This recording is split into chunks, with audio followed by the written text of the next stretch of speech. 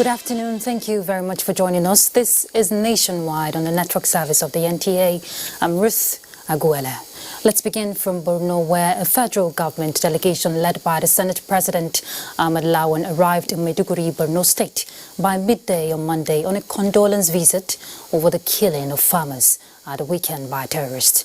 Members of the delegation include the Chief of Staff to the President, Professor Ibrahim Gambari, Ministers of Federal Capital Territory, Mohammed Bello, Communications and Digital Economy, Ali Isa Pantami, and the Minister of State for Agriculture, Mustafa Baba Shehuri.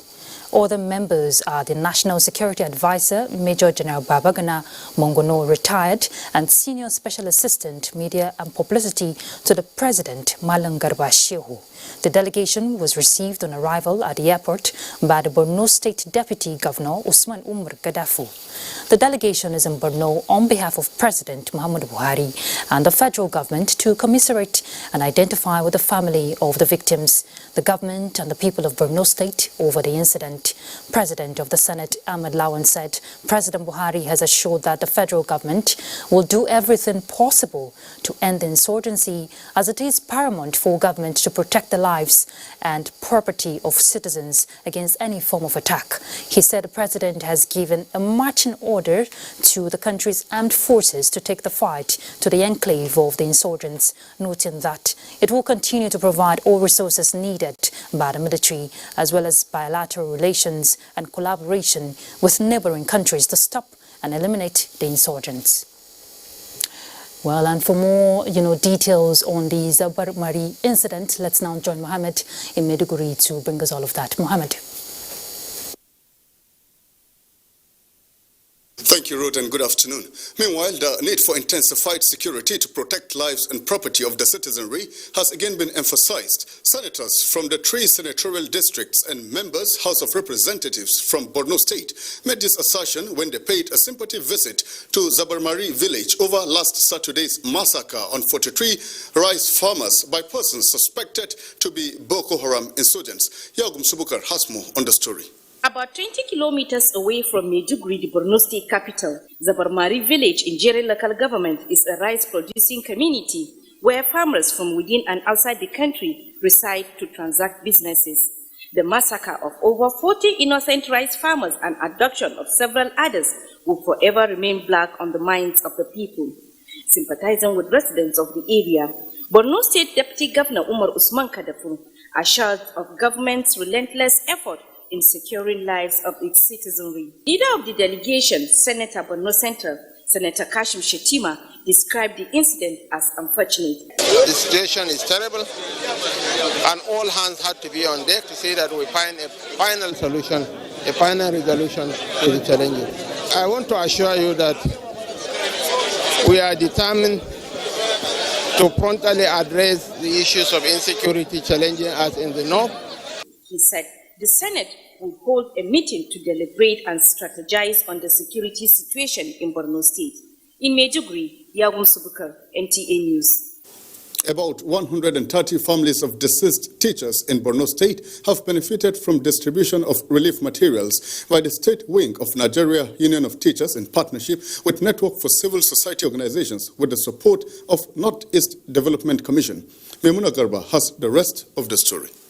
Worried by the humanitarian crisis caused by more than a decade-long Boko Haram insurgency in the Northeast region, Nigeria Union of Teachers Borno State Wing, in collaboration with Network of Civil Society Organizations with sponsorship from Northeast Development Commission, deemed it necessary to assist families of deceased teachers in the state with food and non-food items. We thought the date is dead, but Union of Teachers and then Northeast Development Commission have made us realize that even the dead can provide food on the table. We are grateful. We are expecting more from the government. Executive Director NEXOP, Ambassador Ahmed Shehu, and Chairman NUT Jibril Mohammed said the intervention is critical in ameliorating the living conditions of the citizenry and urged teachers to remain dedicated to their service. Looking at the record, over 500 teachers have been killed by insurgents, and we thought, how can we be able to help their own siblings? We need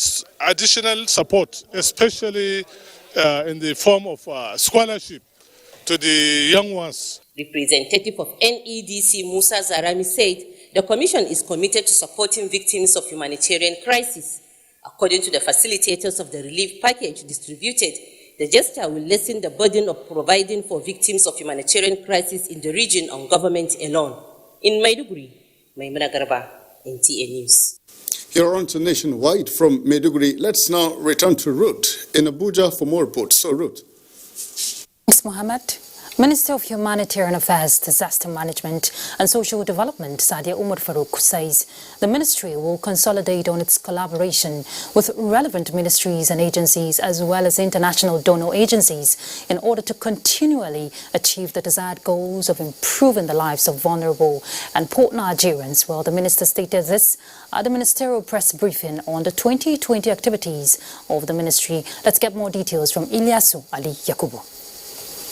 The social investment program of the federal government, which included the conditional cash transfer of 5,000 naira to the poorest of the poor Nigerians, trader money, homeschool feeding program, and power job creation, among other social schemes, have touched the lives of millions of Nigerians since its creation in 2016.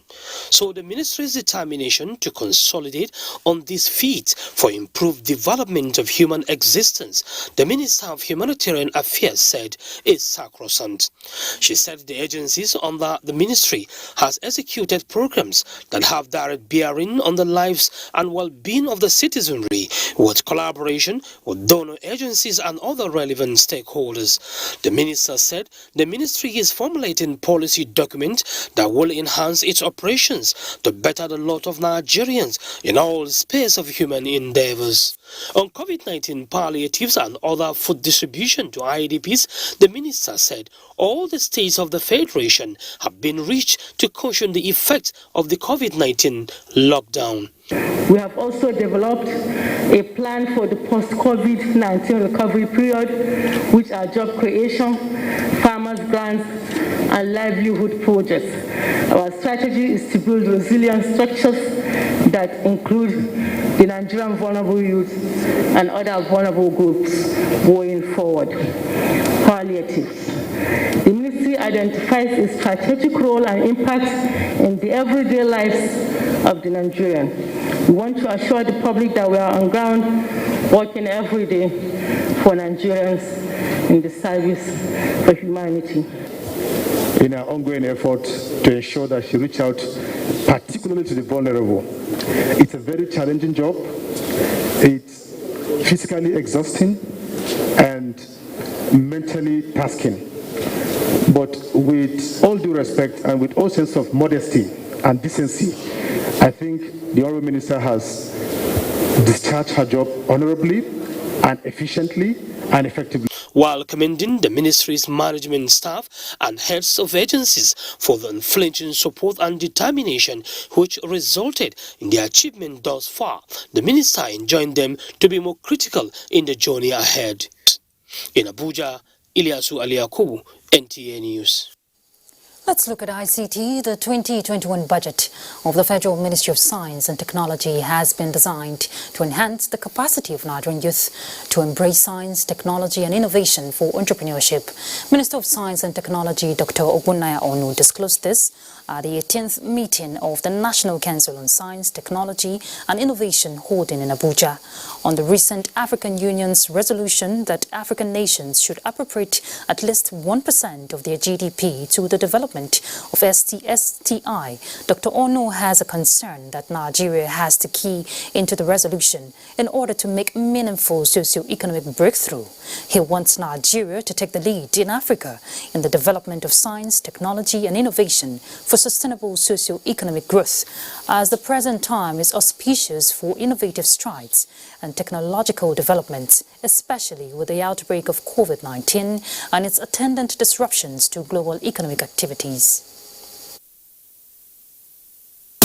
It has been demonstrated over and over again that no nation has ever developed and become a truly great nation without a deliberate,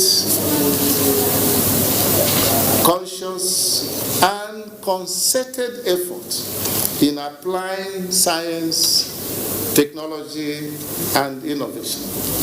Nigeria, our dear nation, cannot and must not lag behind. The ministry added has also developed policies aimed at increasing the participation of youths in the development of science, technology and innovation in the country. Such policies include the Executive Order 05, the Economic and Recovery Growth Plan of 2017 to 2030, the National Strategy for Competitiveness in Raw Materials and a host of other policies developed by the ministry. And on education, the Federal Ministry of Education is currently aligning the educational curriculum for secondary schools to meet up with labour market demands in order to equip the youths with the relevant skills necessary for decent jobs and self-reliance. Now, this came to the fore at this year's 6th edition of the National Students Vocational Skills Competition held at Federal Science and Technical College, Orozo, Abuja.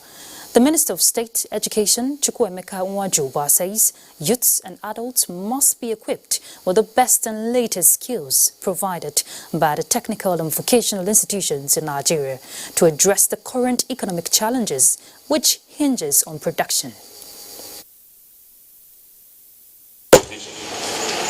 Towards continuously motivating students into choosing TVET as a reliable education path to follow. On this note, I hereby declare this competition open. Other speakers at the occasion agreed that white-collar jobs are no longer available, hence the need to empower the students with skills to be self-reliant, hoping to also be job employers. In another development, to fulfill its promise in solidifying ties between Nigeria and Chinese government, University of Abuja has inaugurated railway engineering course, the first by any Nigerian university, facilitated by the People's Republic of China. The virtual ceremony, which took place at the university's campus, witnessed the participation of Chinese government officials with equipment worth billions of naira, already installed by China at the institution's Faculty of Engineering. Representatives of the two countries signed agreement both in the university and over there in China.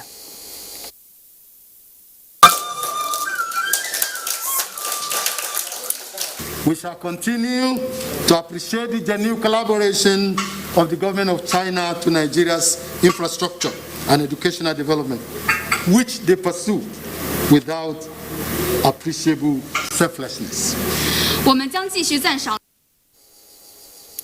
Vice-Chancellor of the University, Professor Abdurrashid Na'Allah, recently dropped a hint at the presentation of scholarship to 49 students of the university by the Embassy of the People's Republic of China, that the university will, through collaboration with China, begin the railway engineering course from the beginning of the next academic session to reciprocate the gesture.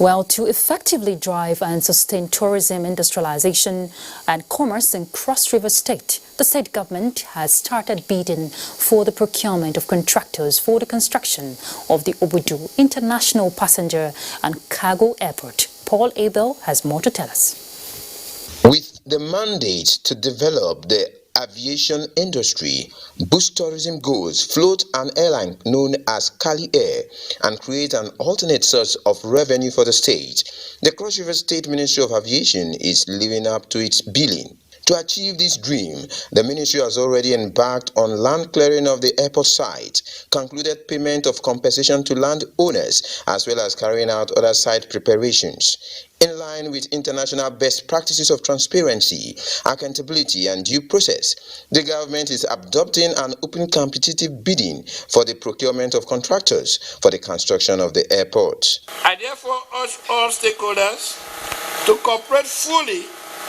with the government to deliver this project within the specified timelines. After the technical and financial opening of the bids, evaluators will do due diligence and communicate with successful bidders.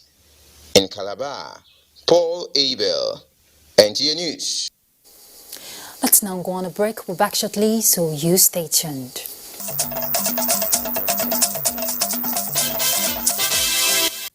Thanks for staying with us.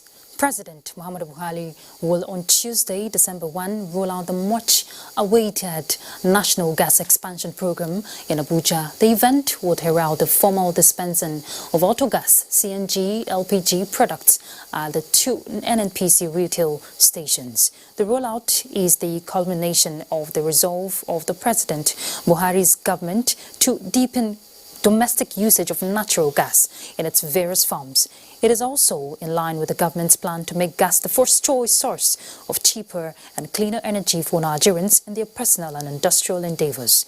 Also at the event, the HMSP will, on behalf of the federal government, hand over CNG-powered mass transport buses to the Nigerian Labour Congress as part of the agreement reached with Labour during negotiations and in recognition of the role organised Labour plays in the quest to bring relief to ordinary Nigerians.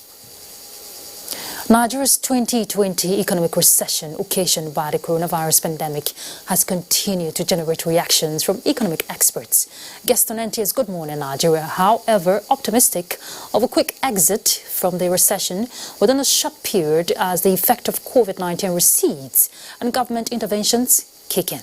Alika Kwanachi Arua has details. Speaking on the program, the Minister of Finance, Budget and National Planning, Zainab Shamsuna Ahmed, says measures are being put in place by the federal government to ensure that the recession is short-lived. She says some of the initiatives include enhancing the ease of doing business by reducing the cost of tax payments for small businesses to thrive, as well as reduction on import and export duties, transportation and others. For 2021, what we will be borrowing will also be concentrating a lot on trying to realize revenues that are non-debt. That will still bring the liquidity that we need to run the economy.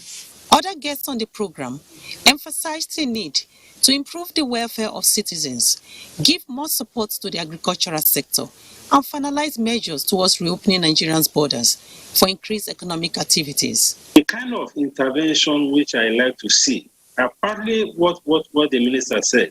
But we need to look at the variables that impact directly, first on businesses and on the citizens. So the first major task I see the government doing now is to be more aggressive, in the area of insecurity, even if it means, changing the security, tweaking the security architecture.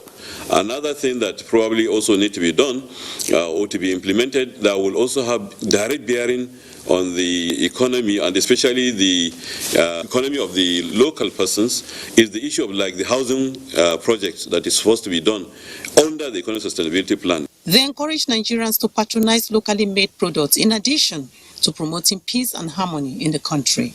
In Abuja, Alika Opanachi, Arua, NTA News. In Lagos, we hear the state government demolishes shanties. Michael is already standing by to bring us details. Michael.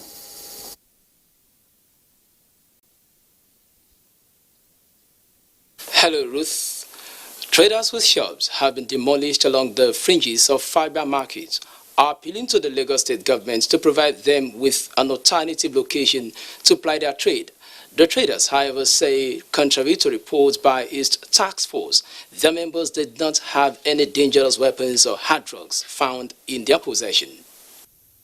Friday, 27th November 2020, traders along this corridor at Fagba hosted officials of the Lagos State Task Force who were on a mission to demolish illegal shanties and containerized shops.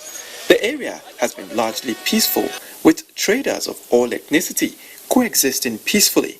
But trouble, however, started in October when a livestock carrying truck was denied access to the market, killing some of the livestock, which got the traders upset. The people that burn this market does not concern people are here. They came from far place. The aftermath of the demolition have left these one-time small business owners stranded. Despite being told to leave, they are still lurking around with a feeling of hopelessness about their condition. Faith Paul is a graduate of mass communication who has been forced into trading here. Okay, if they want us to leave, they should have at least give us somewhere to go. Or if at all they want us to leave, they should just give us this year. The task force says after the expiration of a 7-day removal order, an additional 21-day grace was given. Aruna Hassan, a father of 10, however, says no additional days of grace was given. So as talk say make you come out, they never give us any place to do business, to find what you person go chop. After 2 weeks, 9 them can destroy everything. The displacement as a result of the demolition has left the traders asking what next, as they admitted that their structures, though illegal, but claim to pay several authorities, including officials of the Lagos State government. I contacted the Public Relations Unit of the task force to confirm this allegation.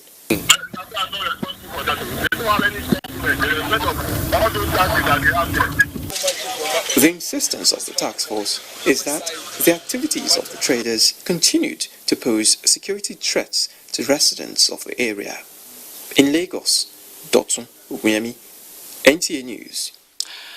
Now to security, the success of winning in operations largely depends on logistics, and this is strategic to the Nigerian Army.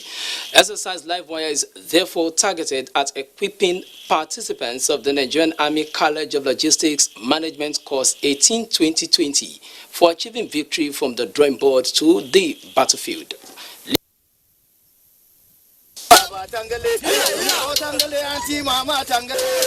No doubt, the Nigerian Army has recorded significant stride in tackling insecurity, both in internal and external operations. The successes recorded are, however, premised on training and retraining of officers and men in the latest act of warfare to meet the current global challenges. These mid-level officers have undergone 3 months intense drilling to incorporate more practicals into their performance. Logistics support is key, making sure that once anything falls short of the required level, we bring it back to level for the period that's required for a mission to be achieved. That is what logistics does for a military operation, and that is what we teach our students here. The exercise Livewire took place in Papalanto in Ewekoro local government area in Ogun State. It exposed participants to planning before commencement of operations, build-up, and how troops are effectively deployed. You are now in the field where you will be seen to site all the logistics cells in this best support area. The main supply route must be secured to be able to bring in the supplies to that support area so that the enemy cannot ambush the supplies and thereby render the troops without supplies. NACOL was established to meet the requirements of its officers during internal and external operations. In Lagos, Lynn Lenake, NTA News. Still staying with security challenges of the recent past no doubt have had negative effects on the nation, especially Lagos. These have brought to the front burner the need for a well-organized, robust, efficient, and highly effective security architecture in Lagos State. As a result, the Babajide Sanwo-Olu-led administration has embarked on the training of over 6,000 law enforcement agents to be able to effectively manage peace across the state, using a careful blend of state-of-the-art technology and equipment. Nosal Sula tells us more. To further enhance the capacity of the Lagos State's law enforcement outfits, such as LASMA, Neighborhood Safety Corps, VIS, and the Kick Against Indiscipline, the Lagos State government embarked on a re-engineering of the State's Law Enforcement Training Institute to be able to further enhance the capacity of personnel. Part of the re-engineering process, according to the Lagos State Deputy Governor, Dr. Obafemi Hamzat, is the deployment of technological tools of law enforcement such as body-worn cameras and body shield in the training of the security personnel. He further stated that the curriculum of the institute has also been reviewed in response to the challenges and dynamisms of 21st century law enforcement to enable officers be a step ahead of criminals and lawless elements in the society. It's only a small percentage of the population that will do things wrong. It's only a small percentage. So if we all come together, assist the law enforcement, then we'll be fine. So I'm not worried about them. I worry about the rest of us as to what do we need to do to enhance their job. Dr. Dr. Hamzat called on all security personnel, especially the graduating officers, to discharge their duties with due diligence and professionalism. In Lagos, Nusa Usula, NTA News. We have more stories on Nationwide. Both will be coming from our Abuja studio where Ruth is still standing by. Thanks, Michael. President Muhammadu Buhari felicitates with the immediate past president of Pharmaceutical Society of Nigeria, AHMED, YAKASAI, as he turns 60. The president lauds Mr. YAKASAI, who is the Honorary Consul General of Pakistan in Nigeria, for his services to the pharmaceutical industry, his country, and to humanity in general. In a statement, President Buhari urged him to use the milestone, that's his birthday, to rededicate himself to all that is noble and altruistic. He rejoices with friends, family, and professional colleagues of the former commissioner in Kano State and prayed God to grant him longer life and all-round prosperity. Let's talk health. The emergence of COVID-19 has no doubt put so much pressure on the health sector in Nigeria. To this end, people living with HIV in Nigeria are advocating strengthening of the nation's health system and protection of the rights of women and girls living with the disease to have access to qualitative health care. Elizabeth Omori reports that this was the message of a network of people living with HIV as they observed the 2020 Candlelight Memorial in Abuja. Abuja is 34 and a mother of 2 living with the virus. It's positive, I don't know. You understand? It's during my third baby. That is why I was confirmed. By January 25th, it will be 8 years now. So, Alhamdulillah, I'm there with my 2 kids now because I lost my last baby. Because she's just like a hero to make her mom to be strong. Her story, which she shares here, is to assist in the prevention of the spread of HIV among families and individuals, and that's the essence of the gathering of the network of people living with HIV and AIDS in Nigeria. According to statistics provided by NEP1, the prevalence of people living with HIV is currently 1.3% in Nigeria, an indication that the infection rate of HIV has dropped slowly in recent years. But there's still much to be done. Coming out to help us, to join us in fighting stigma and discrimination. And now, going beyond that, because by the time you test and find yourself HIV positive, and now declare and say, I am HIV positive, and I'm here to fight for individuals that are infected and affected, and I'm here also to fight the virus, to make sure that this virus does not lead me to affect another person. 2020 is a milestone year towards ending AIDS epidemics. 81% of people living with HIV now know their status across the region. Survivors of HIV like Adiza say punitive laws and policies must be removed, while the rights of persons living with the virus must be protected for them to live a normal life. We must take responsibility by coming up with targeted HIV testing programs, such as self-testing awareness creation at community level through sensitization and community dialogue meetings. Supportive family system, uninterrupted HIV services, and quick access to qualitative health care were some of the recommendations made to attain universal basic health coverage before 2030. In Abuja, Elizabeth Omori, NTA News. Let's flip to security. What appears as more efforts to be professionally armed for responsive constitutional roles, the Nigerian Army is holding a capacity building workshop for the Education Corps officers. While the workshop is focused on developing instructional skills in line with current trend and to enhance the capacity of Corps administration officers and teachers on leadership. The Chief of Army Staff, Lieutenant General Tukur Buratai, was represented by the Chief of Administration's Nigerian Army.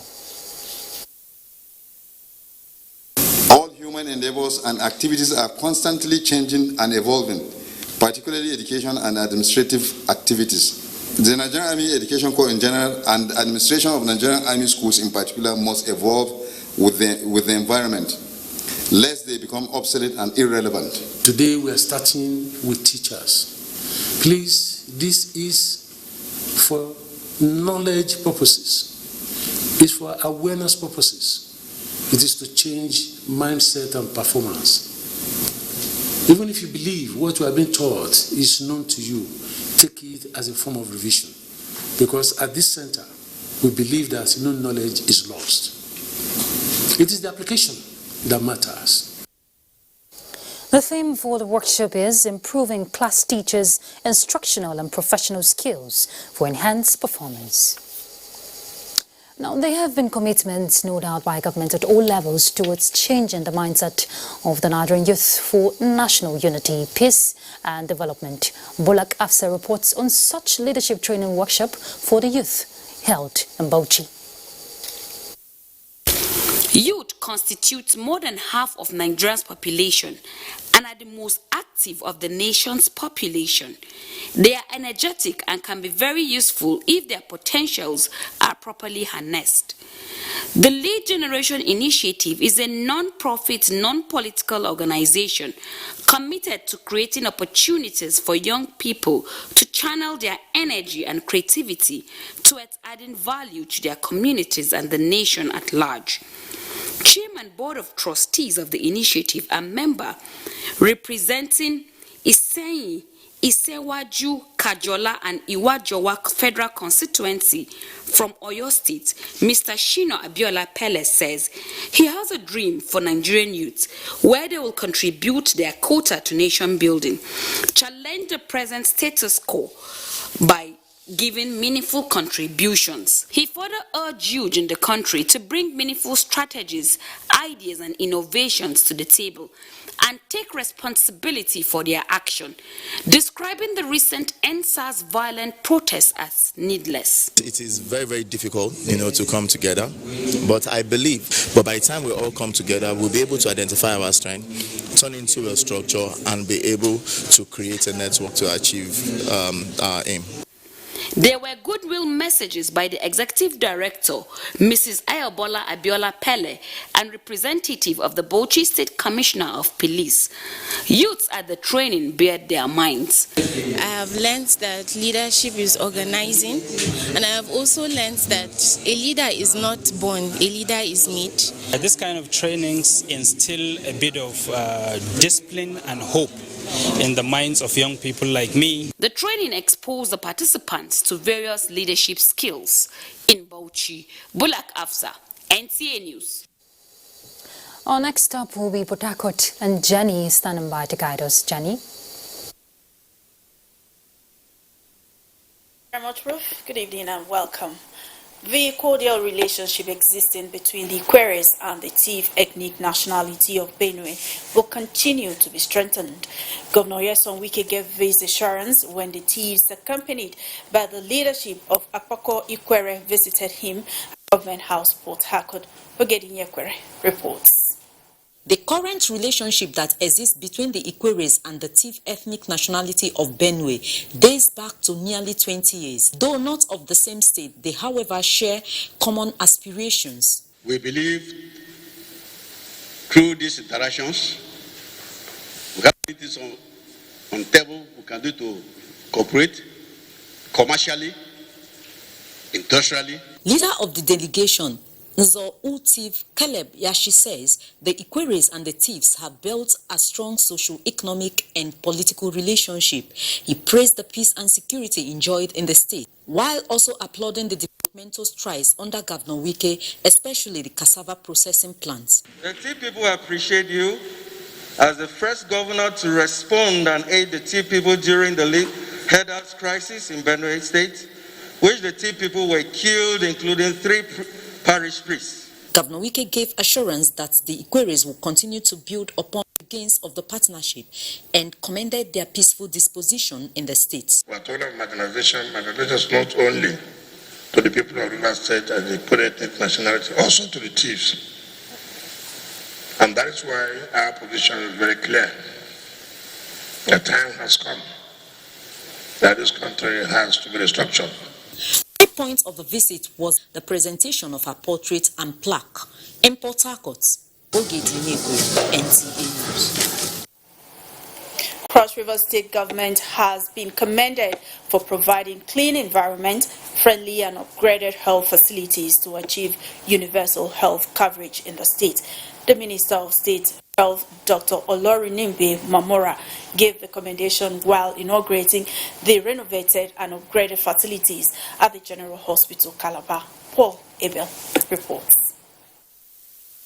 Despite the COVID-19 pandemic lockdown that spanned for some months in the year, the Cross River State government did not relax on its orders, but embarked on revamping of health facilities, including all general hospitals. This is evident with the unveiling of the rebranded New General Hospital, Calabar, and as the minister puts it, the reception, antimicrobial epoxy floor, accident emergency units, pharmacy, casualty units, doctors' call rooms, theatre, among others, are of international standards. It's a testimony to the commitment of the government of Cross River State to the health care of the people of the state. And particularly at this level of General Hospital, which is like a link between the primary health care and the tertiary. We went on to start an emergency work on all the general hospitals in Cross River.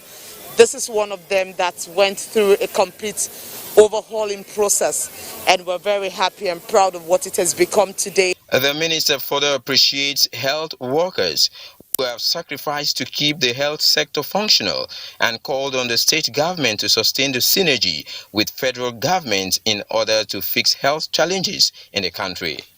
In Calabar, Paul Abel, NTA News. NationWide continues with Ruth in Abuja after the break.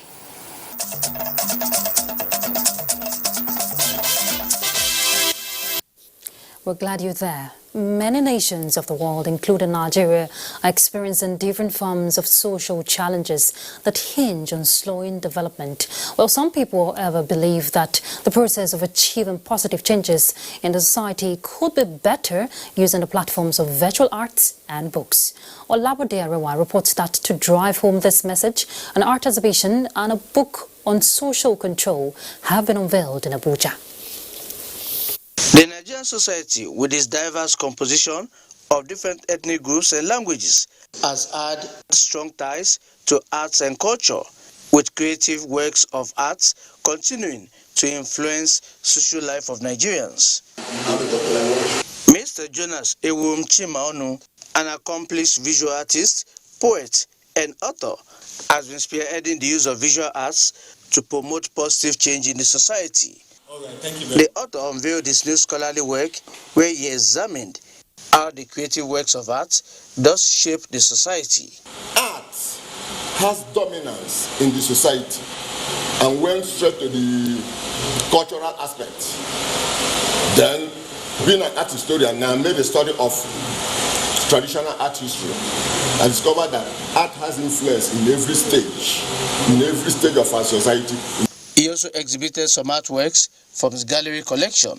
When the artists produce their work, and we use them to embellish some places, like the hotels, maybe all these bridges they are building, if it were in foreign countries, you would have seen they use artwork to embellish them and decorate the place.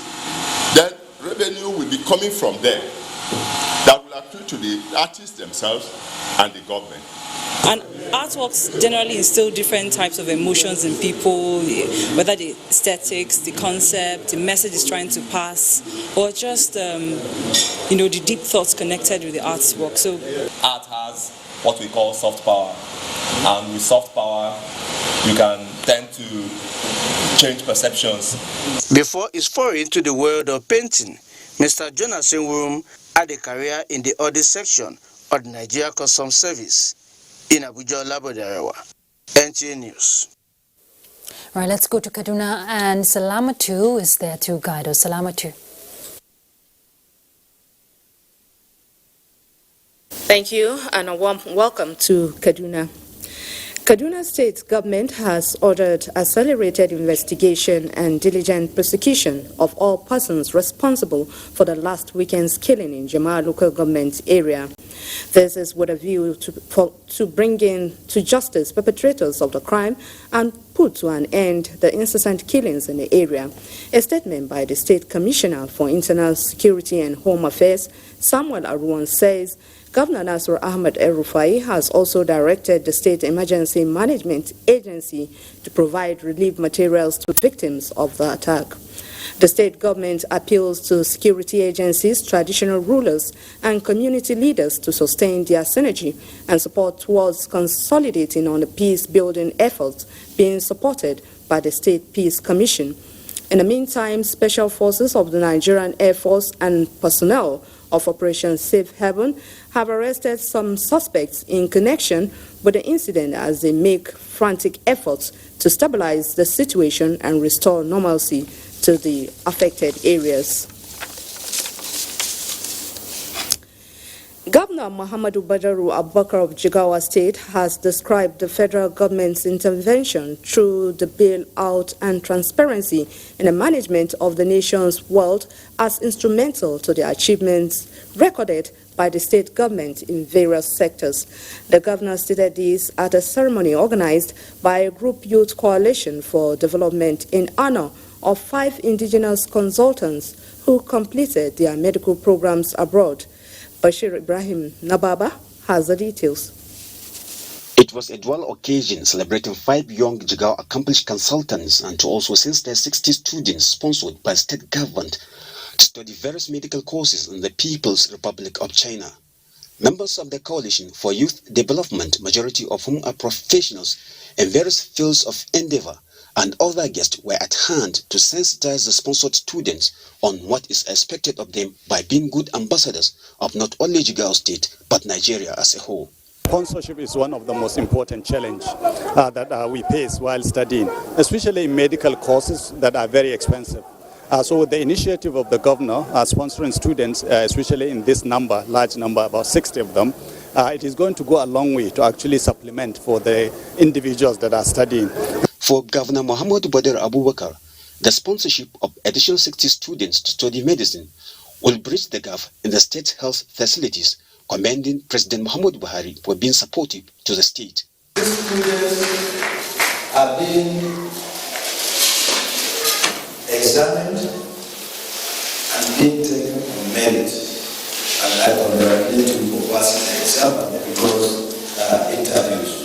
Many of us have a lot of challenges, but God willing, we have overcome such challenges, and now we are all registered and recognized consultants in the West African colleges as well as the national postgraduate colleges. By lifting them up to attain the pinnacle of their medical specialty, the beneficiaries pledged to give back to the society. From Duse, Bashir Ibrahim Nababa, NTA News. That is it from Kaduna. Back to Ruth in Abuja. Thank you, Salamatu. The Contributory Pensioners Union has now been cleared by the Federal Ministry of Labour and Employment to operate as a statutory body. Well, the development now brings to an end the prolonged legal tussle rocking the leadership of the union. Let's hear more from Francis Fong. The contributory pension scheme was established to assist workers save for the rainy day and invest to cater for their post-retirement. This is the first meeting of the union under the new normal to chart a new course on the welfare of the senior citizens. The long-awaited certificate of registration of our union was issued to us. We've been on this thing since 2012. We have intensified communications with major stakeholders. The union is determined to ensure speedy release of retirement benefits by employers and end the era of unjust treatment of its members.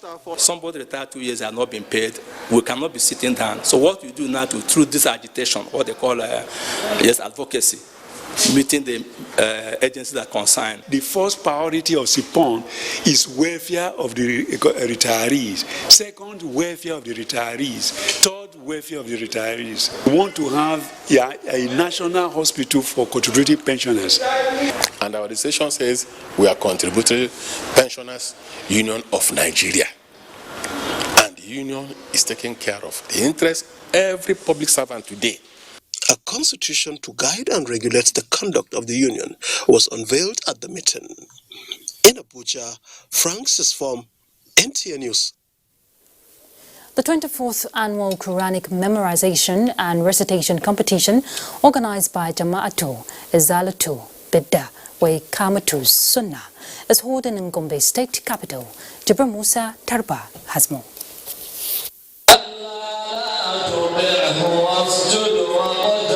Declaring the competition open, Governor Inouye Haya of Gombe State described Quranic competition as a life-transforming activity and commended Izala Group for supporting government efforts in furthering education in the country. According to him, education is given top priority under his administration, which is why 600 Langaya schools were registered, with Alarama receiving stipend through PESDA program. I would like to use this opportunity to urge youth in Gombe State not to relent in search of knowledge, and my administration will continue supporting them in that direction. The national chairman, Jamaat Lizard Libidia Council of Ulamas, Sheikh Muhammad Sani Yahya Jingri, hailed Governor Inouye Haya's continued support to education and for executing meaningful development projects in the state. We are sure, and we have seen it, that Governor Inouye Haya has recorded a lot of achievements in the areas of development projects and programs in the state. About 112 reciters from 21 states of the country, including Abuja and some from Niger Republic, will participate in the week-long event. In Gombe, Jibril Musa, NTA News. Talking sports, the Tigers conclude their first FIBA Afro-Basket on a winning note as they maintain their unbeaten run with another emphatic 91-68 points win against Mali. Olumide Guntula brings us sports update. Stakeholders in the world of basketball